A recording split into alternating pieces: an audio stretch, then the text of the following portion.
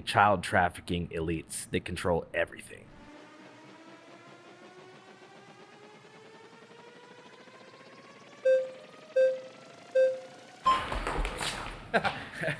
I'm quicker than I look, man. huh? Thanks for coming. I appreciate it. My pleasure, man. Yeah, man. I'm a little quicker than I look. Yeah. So my issue is with the claim in and of itself, right? The fact that QAnon may be baseless then means that there is no child trafficking ring going on. That's akin to saying that the Easter Bunny is not real, therefore there was no conspiracy to hide Biden mental decline. Before we proceed, there's definitely horrible child sex trafficking rings that exist in the U.S. Sure. I just think that pedophilia is a pervasive problem among all crests of society. I just think that the rich have an easier time covering it up because they can pay for lawyers and they have money to keep people quiet. That in and of itself is a conspiracy that you just described. Well, then I'm a You just conspiracy described theorist, a conspiracy. I guess. I just don't think it's limited specifically to an unnamed, anonymous class of baby-eating elites. Well, let's say the NGOs that are unnamed, right? We have humans being trafficked in migrant camps going all across Mexico. Somebody pays for that, whether it's NGOs, whether it's the UN. Yeah. We have pedophile rings that we know have been exposed throughout the Catholic Church. It's hard to get more elite than the Vatican. Right. Then you have people that are hiding, obviously, what's going on with Jeffrey. Something is untrue. I think that the first doesn't thing mean is the true. first thing is true. Yeah. We can agree that there are children being trafficked. Yes. We can agree that it seems to be some sort of systemic, industrialized component to this child trafficking, right? Absolutely. Okay. So then somebody has to pay for that. Somebody has to organize that. Yeah. Somebody with means, somebody that could be, I don't know, classified as an elite. Yeah. And that could be an elite child conspiracy, right? To traffic children. Could be a cartel middleman with a bunch of money, man. And listen, what I would say is this. What people that trust establishment, not that you're one of them, what I wish that they understood is that we agree with them in that I hope I'm wrong. Right. Like the establishment wants me to be wrong and I want me to be wrong. I don't want there to be children being trafficked. Right. And I don't want our government, our taxpayer dollars having anything to do with it. But I think that a conspiracy theorist used to be called an investigative journalist. We have questions. And I think that those questions deserve to be answered. And I think that that's the issue here. When people say, no, there's no list, stop asking questions, move on. Well, then we feel like we should ask some more questions. Yeah, and I feel like that's got to be less than 10% of the population who says there's no list. Let's move on. Yeah, I think right now is probably the first time where you see like leftists and conservatives coming together to demand accountability from the government. No doubt about it. The fourth estate, right? We used to be able to trust journalists to get to the bottom of it so that we, the plumber, didn't have to spend our weekends digging through tax files to be like, oh my God, did George Soros really get $270 million from USAID? Yeah. That's not what we planned on doing, right? This was your job. But now the conspiracy theory is anybody that doesn't trust the establishment narrative. They have made us distrust our neighbor and trust the government. They have made us look at each other from a veil of the citizen doesn't have privacy, but the government deserves privacy. This is a matter of national security. Right. Well, if it's a matter of national security that we can't know who was selling children, then I think they've answered the question. I think Who's selling? I think the Epstein thing is probably like the biggest potential breakthrough into dismantling some of those blackmail networks that have kept so much of the media and government compliant. But the thing is, whenever people stop trusting the mainstream narrative, which overall I think is a good thing, it makes way for an entire vacuum. Give me real quick. Sorry to cut you off. Which is a good thing?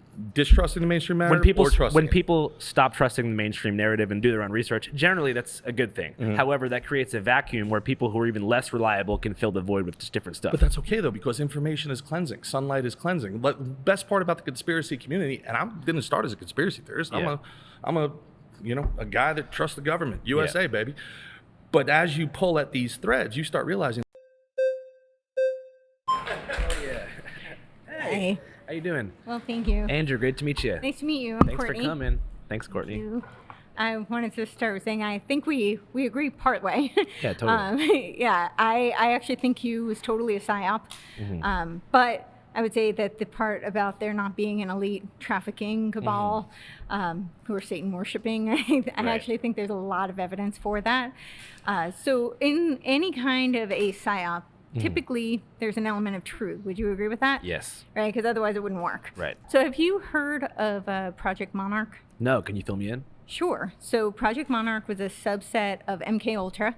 You're familiar with MK Ultra? So we're talking about 1960s counterintelligence programs. Yes. Got it. Yeah. Which actually, so the whole term conspiracy theory, right, was kind of weaponized, right? By, MK Ultra, COINTELPRO, all true. Yes. Yeah. And the term conspiracy theory, I also think like that was weaponized by the CIA. Absolutely. Document Once you 1030. slap that on somebody, everything they've said is discredited. Yeah. Where do you think that began? Probably around the 60s and 70s, similar to slapping the label communist on somebody during the McCarthy With Red Scare. McCarthy, yeah. Yeah. So there was a document. It was 1035-960. Mm-hmm. It was to counter the Warren Commission. They didn't want people investigating. Out of MK Ultra, Mm-hmm. and in MK Ultra, you're familiar with. There was a. I mean, we have just the declassified documents, so there's a lot more we don't know. Yeah. But we do know that there were horrific things done where they were using trauma-based mind control. So MK Monarch was the subset, and Monarch was where they believed that intergenerational trauma would lead to people who are much more susceptible to being programmed. So you believe in epigenetics? I do believe in Okay, epigenetics. gotcha. Yep. Yeah. So have you heard of Kathy O'Brien? Mm-mm. She is a victim of Project Monarch, and she talks about she and her daughter were trafficked. So she's one example. I've actually interviewed over 11, and I know that's a small population, but there are people who've interviewed way more than I have who have been satanic ritually abused. And it was all by politicians, big Hollywood celebrities, and then of course we have like Epstein. So what would you say about people who have these stories and they all seem to have shared kind of themes, similar people involved with them? I think that you can find anecdotal evidence of ritual abuse happening in all layers of society. I also think a lot of this stuff's like lifted from Hollywood. Like, for example, Eyes Wide Shut. Everyone has that sort of in the back of their head when they think about satanic ritual abuse. I'm sure that it happens, but I want to differentiate too, because when it comes to a point, and then I think the ritualized stuff connects to like pagans and sort of like old wealth worship and stuff. I don't know. I could be wrong, but I mean, I haven't looked into it too much because maybe I'm a victim of kind of writing people off when they start talking about satanic Hollywood Hills baby eating parties. I just always think they read it on someone's Facebook account. You can take a narrative really far, which makes it, kind of discredits the whole thing, right? So just because they may say things that are kind of... Hey, thank you so much. Thank you. Appreciate it.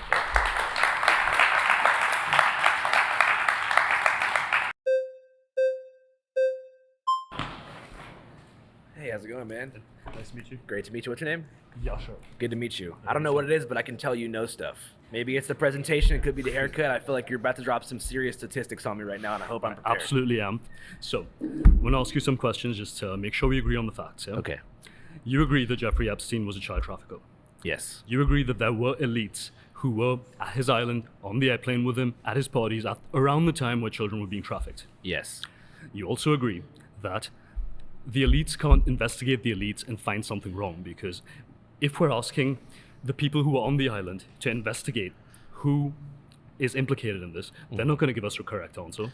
Not to mention, if you're a journalist and you try to report about it transparently, you can get harassed. Yeah. But I'm saying there was a lot of other things there, extravagant foods, performers, services. I heard Chris Rock was doing stand-up for people at like a 5-person dinner table. So you're thinking, I'm at the place right now. I'm seeing all these trusted icons of media. At the end of the night, you end up with someone you realize after the fact is underage. They've got the video. Now you do what they say. So that would mean that we are ruled by elites who are child traffickers, right? Yeah. Or at least we're ruled by people who are blackmailing elites who are child traffickers. Yeah, I think that at the highest levels of power, especially in this country, you have a tendency toward exploitation, and I guess it's a power trip thing for them. So then we agree. Yeah. All right. Yeah. No, All right, bro. it was nice speaking to you, man. Good to Thank speak you. to you too, man. Hell yeah.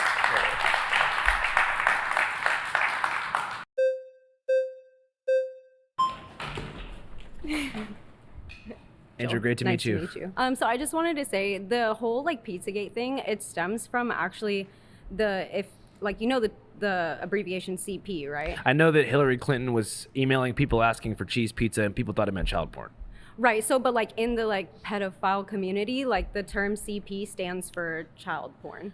Yeah. So like. Oh, yeah, and for Yeah, their and community, so but the for all of cheese- us, it just means cheese pizza. Right, exactly. But so my thing with the Comet Ping Pong, there was a lot of pictures at Comet Ping Pong that were really weird, like putting children in super strange scenarios. I guess it's confusing because there seems to be more of a connection between the Catholic Church and pedophilia than Satan. I would agree and that there's a pedophilia. lot of that. I Yeah. think it's not every church is necessarily godly. You know Yeah. what I mean? And it's the same thing with like Church of Satan, Christian churches, some Catholic churches. Like I think it's just a part of being godly isn't saying like I believe in God. It's like doing the right thing all of the time. Yeah. So like you could say I'm a Christian, I'm a Catholic, and For then sure. if you touch kids, like you're not godly either way. So You know what I for mean? you, like Christianity means like acts of service, like living in kindness, helping your family. Yeah, like just trying to benefit society, be a better person, be a good example for other people. And the other thing I would say too is like if there's not prevalent Satanism in the mainstream media, why does everyone start off super innocent and then like start dressing like Satan? Is that not a form of it's worship? cool with the kids. I mean, if you go back to Black Sabbath and Iron Maiden, it was a way of kind of protesting the strict religious households. Hey, that was great though. Thank you. Thank you so much. Appreciate it. Hey, before we go any further, we want to take a moment to say thanks so much to Straight Arrow News for powering the fact checks in this video.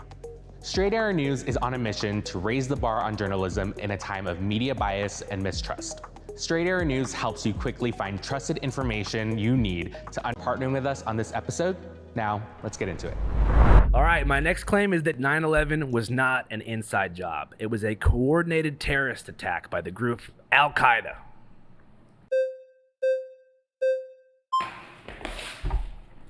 Hey man, how's it going? How you doing, bud? Andrew, great to meet you. Craig, but they call me Pasta. Hell yeah, Nice to meet why do they call you pasta?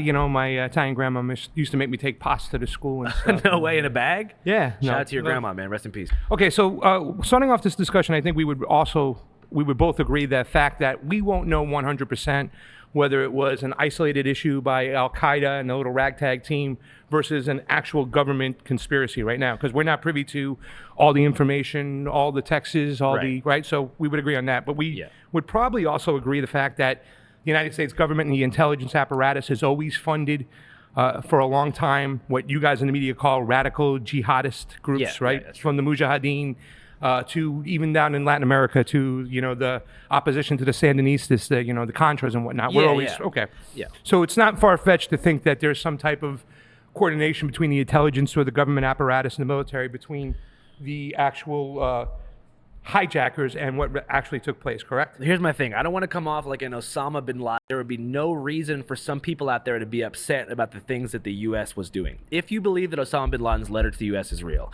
it cites a few things specifically. It says keeping our military bases in the Arabian Peninsula after the Gulf War. Yes. It says our military support of Israel and a few other things. Now, those are all real things. Yes. Our puppet states and dictators that we installed in the Middle East, that stuff is real. That's enough to create a vacuum where a bunch of really angry people decide to do something like 9/11. And before TSA, it wouldn't have been that hard. You and me could do it. Yeah, well, logically, what you're saying makes true, but both things can be true. Both a lot of people in the the Middle East, Osama bin Laden, his family, his cohorts can hate us, but also too it could be an inside job because, like we said, we've already established that the Mujahideen, Al Qaeda, we've been funding them. So, and you weren't involved in media when 9/11 happened, right? No, I was actually 3.5 years old. I was near where I was near where Flight 93 crashed in Western Pennsylvania. So we thought there was planes hitting everywhere. Yeah. So you went back, kind of did your research, and you formed your opinion now too as well. Right? Definitely. Yeah. So the first part I would point out, and I'd say go back and look at. There's three main reasons why I believe it was definitely a government conspiracy. Number one is the actual connections between the hijackers themselves,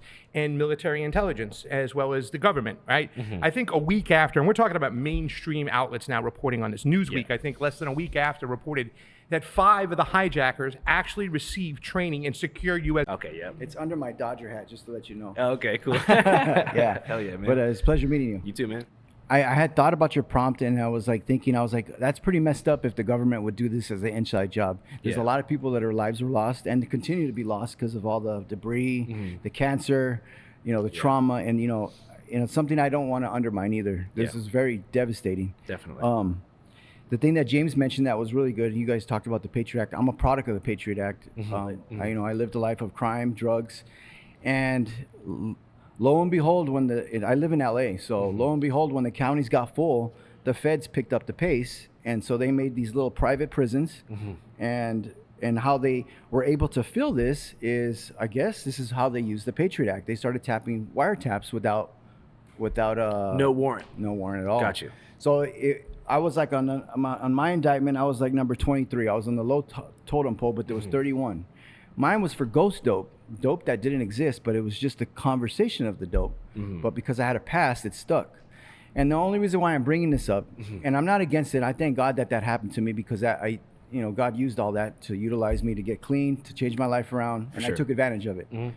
Now as an adult and a new father and a new husband, If it happens, it happens. Well, especially now with the Palantir stuff, like the surveillance state is just escalating, and the way they're aggregating our data and spying on us basically through our consumption habits and media, Data mining. we're going to see a whole new level of surveillance. And we're getting this information far later than when it actually has already been taking place or created, right? Yeah, that's the craziest part about anytime you hear about something in the news like related to surveillance, it's like it's already happening. You don't hear about it when they're making the blueprint. Exactly. So my just whole goal to you is just always go with an open mind and always dig. And I know it's very dangerous to dig in some certain areas because corporations are corporations and people are bought with whatever people are bought. Yeah. So, So I appreciate you. Michelle, you too, man. Yeah. Thanks for coming, dog. Thank Oh, you. yeah.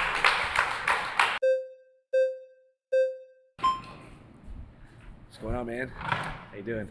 Thank you. Appreciate it. Thanks for coming. Like to start things that make you say, there was talk about the pilots. We were talking about guys that had very little experience, and it was documented that I believe the pilot for the plane that crashed in Pennsylvania was the plane that crashed that hit the second tower, supposedly, was one of the weakest pilots, affirmed by his flight instructor. My question is pilots that said they couldn't make that maneuver. What do you say to that? Well, what would the alternative be? That it would they had a professional, amazing pilot in there, and there was no hijackers. It's not that that's an alternative, but it's like let's compare it to sports. There are some people that are equipped because of their experience and repetition that they can do things that others can't. Yeah. Right. So especially you're talking about it's a skill. Flying a plane is a skill. So you're, to be accurate enough to hit that tower where it needed to be, to destroy it in a manner of which it was destroyed, there are pilots that are skilled enough to say that they probably could not have done that. So are we talking about a one-off, an anomaly with someone who is much less skilled than they are? Yeah. I mean, it didn't look that hard to me. I'm not an expert pilot, nor am I an experienced hijacker. But I mean, it's not like he had to land the plane. You know what I mean? Didn't have to land a plane. Seems to us that he had to hit an object, right? Yeah. But in order to get the result that he got, right? That's first thing that makes you go. Second thing, I remember that day. Yeah. I walked out right after the first plane, and I recall an explosion in the second tower. Subsequently, in recent years, like you said, there's footage and firsthand account of witnesses that say that they are granted. However, the mechanic, the design, not much off. Does height? I mean, we're not physicists, but does height, did all that thing, did that play into the what we saw with our own two eyes? Well, one question I have is what does melt steel beams? Intense heat. But at what? I mean, again, science. I don't know how thick thick the beams are. We can go into all of that, but we're just talking about what we know, what we've seen. Hey, thank you, brother. Appreciate it. My God. Yeah. All right, my next claim is that Hunter Biden's laptop reveals personal issues but provides no evidence linking Joe Biden to criminal conduct or corruption. Let's get into it. What up, man? What up, Andrew? Good to meet you, man. Channel 5. Thanks for coming, bro. I appreciate it. Oh, yes, sir. Howard. Good to meet you, Howard. Man, so your first part right there, you said about with the personal laptop. Yeah. When already isn't that the same one that he was sitting there smoking crack on? Yeah, too, but right? smoking crack is not a major conduct error. But it's not about smoking crack, but the laws that he was passing about some people doing that crack was more harsh than what was going on with his son, right? I mean, the disparity between the 1994 crime bill being passed by Biden and others and then his son being able to smoke all that crack while simultaneously disparity in the crack sentencing in 94 is what caused Joe Biden to kind of repeal that and roll that back later in the 90s. I mean, but you said about rolling it back, but it's more enhancement that they would do with that law, right? Because he was doing the same thing but making it. Yeah. But you have the same person that was doing that, and they are getting 30 to life almost. Yeah, I don't but think he gets rehab. That's against. I mean, that will be against a lot of laws right there. I mean. Yeah. I mean, just to clarify, I don't think anybody should be in jail for drugs in general, unless you're manufacturing the ridiculous amount of fentanyl that kills a bunch of people. But if you're cooking crack in the 80s and you're still in jail, free you. Free everybody who's locked up in jail. I think you need to clarify about the cooking crack part, though. Okay, cooking crack or doing crack, just get out of jail. It's fine. But I think Hunter Biden in particular, yeah, I mean, the fact that he was able to smoke crack and not get in that much trouble for it would reflect some systemic I mean, but wouldn't that inequalities. still be some systematic, law approach with that? I mean. Yeah. So. I mean, what do you expect Joe Biden to do? To be like, all right, I got to stick to my word. Hunter, 3 strikes, you're going to prison, no parole. is showing favoritism with that. So that's why I'm like, so if that could bypass a law with him, what else are they overshadowing with Biden? It's actually a pretty good point. I agree. Okay, pause. Hey, bro, thank you. Hey. Yeah.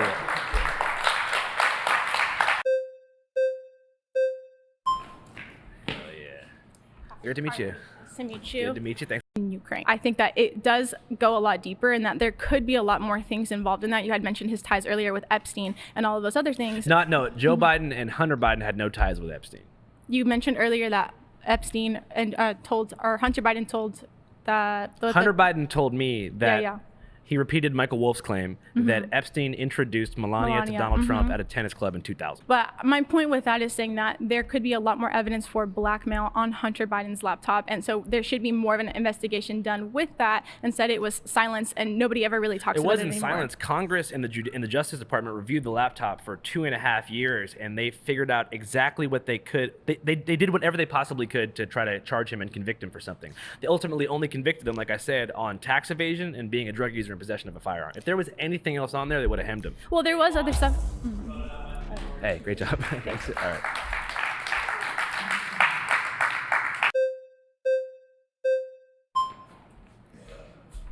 What's going on, man? Hey, Andrew. I'm Space. Great to meet you, Space. Yeah. So, I like how you're open-minded and willing to learn. Thanks, man. You too. So here's the thing. Why was his computer even taken?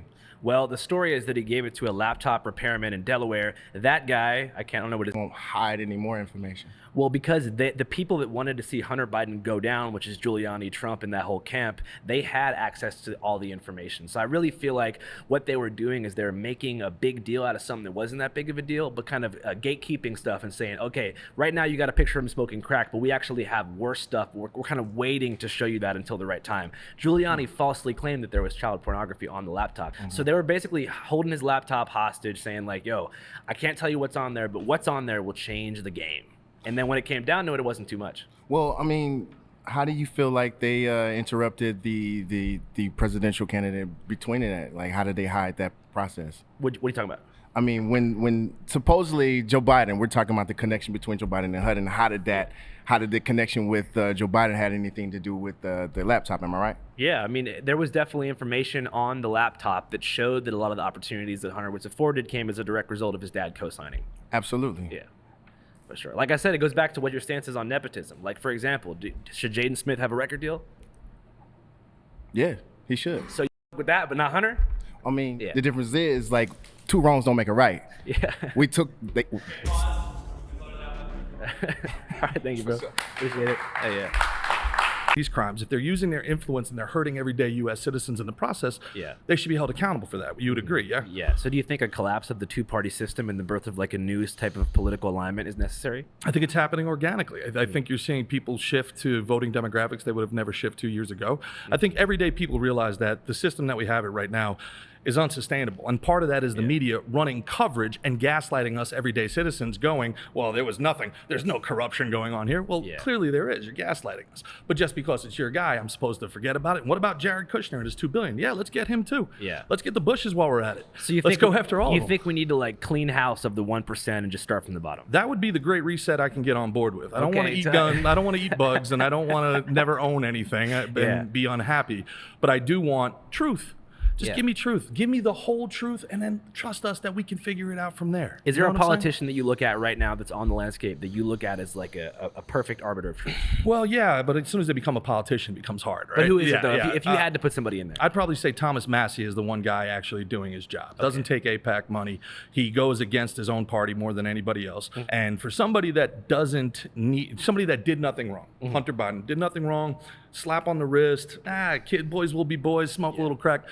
What does he need to prove? And appoint different judges. He would make an example out of Hunter and lock him up and throw away the key for it. Yeah, some federal judge might hit him with 37 felony accounts out of nowhere for a for a loan that he already paid back. No, but they might send him to El Salvador and you have to join MS-13 or something. I don't think MS-13 exists anymore in El Salvador. I mean, they've got to. You can't get all of them. Yeah, well, that's true. I think the biggest issue that we have right here is not running coverage for the elites when they do bad. I think to whom much is given, much is expected, and it's their burden of proof. The citizen, we are innocent until proven guilty. The powerful are guilty until they prove that we can. trust them. Hell yeah. You know what I mean? Well, We're out of time. my next claim is the Earth is not flat. It is probably a sphere.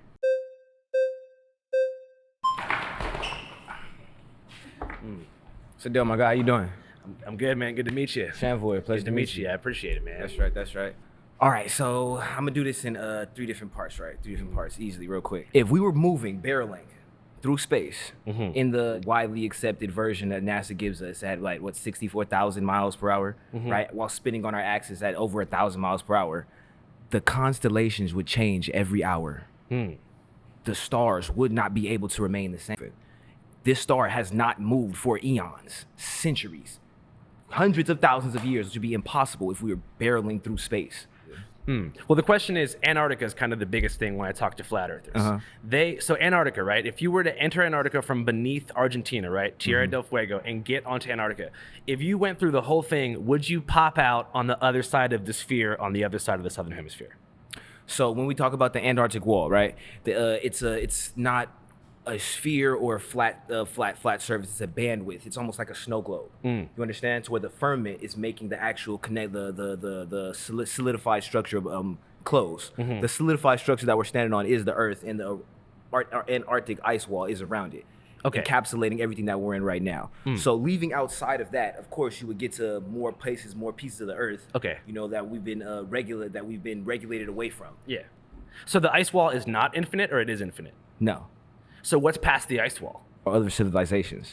Oh shit! Yes, so sir. on the same plane, there are other parallel societies. Absolutely. Have you heard of Agatha? No. Agatha is believed to be the hollow Earth, and there are different Hopi prophecies. There are different different Native American prophecies in which they describe an ant people, an entire civilization. This will talk about the Atlanteans, even genetic splice, different type of aliens that you would call it. Yeah. So whether or not you would say they're extraterrestrial, interterrestrial, whatever it will be, that's connected into the Anunnaki thing. But Yeah. it's almost impossible that the science that NASA gives us to deceive gives us. You feel me? I mean, just on a base level, I hope that what you're saying is true. On like a Absolutely. science fiction adventure level, I want to go there and talk to the ant The people. world's way more interesting, right? But the big question is, what is the benefit that NASA would have in convincing us that the Earth is round as opposed to flat? Like, what's the benefit for them?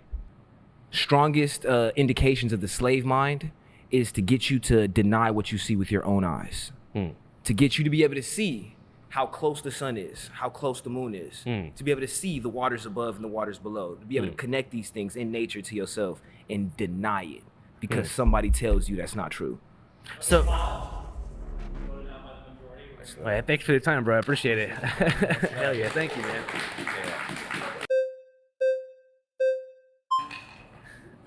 How you doing? What's going on, man? Thanks for coming. Andrew, Nice good to meet you. Thanks. My pleasure. My first question for you is, do you know what NASA means in Hebrew? Oh, shit. Are you a Hebrew Israelite? Somewhat. I think it's in my blood. Okay, cool. Respect. Yeah. What does NASA mean? To deceive. In what language? In Hebrew. Is that true? Do we have a Hebrew? This is the sky. The sky is a hard, tangible expanse. That's the reason it's called the firmament. It's a dome. We live in a snow globe, right? On a deeper level, though, like how would NASA benefit from, you know? Oh, I love the question. I forgot that. Yeah. You're hiding God's handiwork. God is the creator. As soon as I change what he created, I bring into question his existence. Or you understand what I mean? Right. So also NASA, when you take a T, the letter T, and you place it inside of NASA, you now get, and you play a little bit of scramble, you're going to get the word Satan. So what we're getting at now is a diabolical game of Satan versus God, and Satan's move to debunk or displace the existence of God in real time, in real life, in people's minds. Once you do that, when you pass away, you are now in jeopardy of going to a place called hell that Jesus preached about a lot. Right. So it's very important to discredit or debunk the existence of God. There's a pretty major religious undertone to all this stuff. Oh, 100%. Yeah. 100%. But we can see that even coming away from flat earth, when people go into comas and things like that, we are spiritual beings in a temporary vessel. Yeah. So the metaphysical is 100% more prominent in our lifetime than the physical. Have any flat earthers like gone together to Antarctica to like try to see if they could get No, past you the got ice wall? that peace treaty. You got that the Antarctic treaty that came. So Operation. Okay. Were used to help the collective society, but because we are in the 21st century here, it is not as seen or recognized. So when we're talking about flat Earth, first we have to think about the things that they conceptually tell us about in school, think about when you were in kindergarten. What was it first? What was your first experience? What was it? Colors? As far as what introductory teaching, when they started teaching us about history, the globe was one of the first things they pointed to. Exactly, and the circles and the shapes, and they start teaching us how to conform naturally with what is going on. But in kindergarten, we have rainbows. We are on that divine frequency. We actually know a lot more of what's going on when we're children than we do as the older we get. It's actually removing us from programming that we're actually sent with when we get down here. So throughout school, they start giving us things to start shaping us into thinking how they want us, which we become in the workforce. I think that's totally true, especially if you look at like elementary schools. And I always thought that like school was kind of a government psyop to get people to be like non-creative, cheap humans. But also it makes it so you can make friends. Like if you get homeschooled, you can kind of become like a little awkward and have a hard time being around other kids when you're like 10. But what's wrong with being awkward?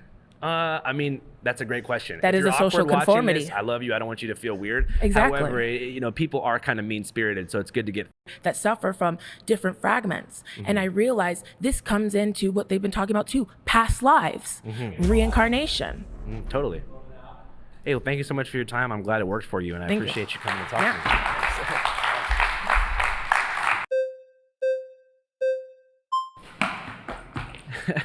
What's going on, player? How you doing? How's it going? Andrew, good to meet you. Nice to meet you. I like the swag, Danny. It's awesome. Appreciate you. Yeah. So as far as flat Earth, I just wanted to kind of give some facts that I had found. Where do you think that the spherical Earth story came from? I know we used to have a non-spherical model, and there was a particular scientist who changed that understanding. Okay. What was his name again? Okay, so actually around 2000 BC, before Christ existed, yes, almost every ancient civilization believed in a flat Earth system. It was a 3-tier model. So it had the Earth and heavens above and hell underneath. Now what they were speaking about with the firmament is it's spoken as it's actually heaven, but it's also spoken as a very tangible object. Right. So when you hit the heavens, you can break through. What we might think that is like a sound barrier, breaking through the sound barrier. Yeah. So putting us on a satanic type of path. Yeah. But that global cabal is actually ran by interdimensional, spiritual, whatever you would call it, less lizard people, reptilians. For sure. Very specifically. Is this the Anunnaki conspiracy where they live in the moon, or do they live in an actual different dimension outside of our planet plane firmament? You don't have to leave the firmament to travel interdimensionally.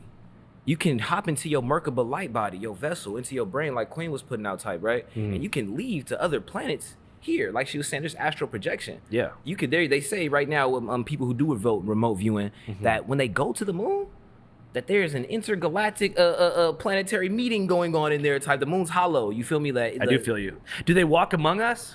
Yes, that's where we get into the shape-shifting reptilian phase, right? Where they talk about the Queen, you feel me? The UK, the British, the monarchy, the serpentine bloodline. Yeah. That actually comes back, and they believe that we are the bloodline of Melchizedek. We are the bloodline of Lucifer, the Nephilim that you would call it, to where they do have the divine right to rule over us. I'm trying to find some common ground here, so I want to back up a little bit. You said all of humanity is enslaved. Now, I do think that humanity is in fact enslaved to a couple different things. Dopamine, sugar, drugs. I don't know, man. I'm curious, when you say enslaved, that means I'm enslaved by lizards. I believe in one true God. You believe in a pantheon of gods, sort of a polytheistic deity base where every god throughout history is valid under the same system. No. Just like I believe I'm God. I believe you're God. Right now, check it out. Just like I believe you're Stardust, bro. You are Stardust. Every single one of your atoms is filled with dynamic potential of God. Thank you. To be able to choose whatever it wants to be in that result. So when it's the micro is equal to the macro, as above, so below. These are hermetic principles, you feel me, that are based upon like reality. Like what would they say? Unscripted laws. And in that, the divinities, the deities that the Almighty, that the one above has created, has allowed itself to form into, to create the experience that we're in here, they're given different levels of principalities, different levels of power. But they say in the Bible, for example, that we are the greatest. Us, this emanation, this version of God is the greatest, stronger than the angels, stronger than the devils, the demons, the entities, all of that. The wind don't get to choose whether or not it gets to be the wind. You get to choose whatever you want to be, however you want to be it, in your form of dynamicism. And so there's good and evil in this world. The war is for inversion. The war is to turn your good dark. How? The slave mind. It's can I get step by step? What are the Emerald Tablets? The Emerald Tablets is a compendium of basically like the Dead Sea Scrolls. Where is it at? Right now it's in a museum, right? Where is it at? British Museum. Okay. Right? So as humanity, what can we do to liberate ourselves from the slave mind? Either you have the technocratic transhumanism Neuralink in your brain, you don't meditate, I don't need to study, I don't need to tap into the Akashic records in God because I could just press a button and get everything I know. Or it's a specific fight against that. It's a push into your soul. It's a push into nature. It's a push into the ether to be the original God. It's downloads. You get downloads from the sun. You get downloads So would you from believe meditation. in like rewilding and people settling outside of congested cities? Absolutely. Why they're trying to get us to be in these smart cities. Absolutely. Well, the big problem is the developers have bought up all the beautiful places in the world. So it's Mm-hmm. kind of hard because you get somewhere beautiful and it just becomes a tourist resort or something like that. Or Indeed. a ski village. So for you, where do you live, like generally? I live in the hood, city, LA. So you live in the hood now? Yes. How are you able to tap into these frequencies from the hood? Because God is good. Again, when I see the homeless man on the street based out off crack type, I can still see God in you. Like if you really listen to somebody when they talking, they could be out of their mind. God got a message to like speak through them. So for me, even when I was like in the worst parts of the hood, there's always a little park around the corner, bro.